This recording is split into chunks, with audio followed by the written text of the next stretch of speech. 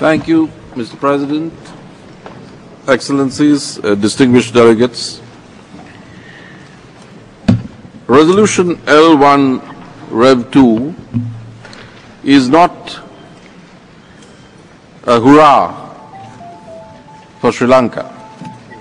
It is a sober, considered document, which I see as a bridge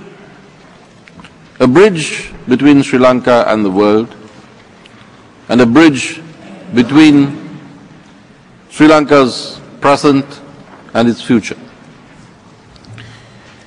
One can see just how carefully considered a text this is when you bear in mind that the original L1 had 17 paragraphs, while Rev.2 has 29.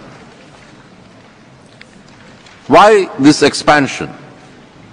And where did this expansion come from? Excellencies, the expansion in the text is a frank result of annexation, of incorporation, not in any aggressive manner, but in the spirit of incorporating the concerns of all in this Council, concerns that were in the Swiss text that was circulating and in a number of other texts that were presented to Sri Lanka. We have sought to represent the maximum possible consensus.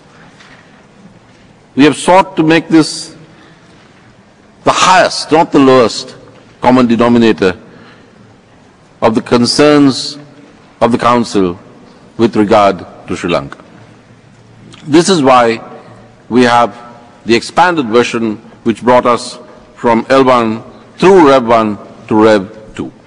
I draw your attention, Excellencies, in particular to OP10, which enshrines and embeds the entirety of the joint statement between the Secretary General of the United Nations, Ban Ki-moon, and the government of Sri Lanka. It reads, and I quote, "Welcomes the visit to Sri Lanka of the Secretary General of the United Nations at the invitation extended by the President of Sri Lanka, and endorses the joint communique issued at the conclusion of the visit, as well as the understandings contained therein." I think there can be no more concrete a testimonial, Mr. President, to the sincerity of Sri Lanka and the co-sponsors of this resolution, to the values we all share, universal human rights and all the humanitarian concerns that were voiced during this discussion. Mr. President, I referred to the text as a bridge, and we know that bridges have a weight that they can bear. Any weight that is put on them beyond a certain point will cause the spans to collapse. And Sri Lanka and its co-sponsors do not want to see that happen.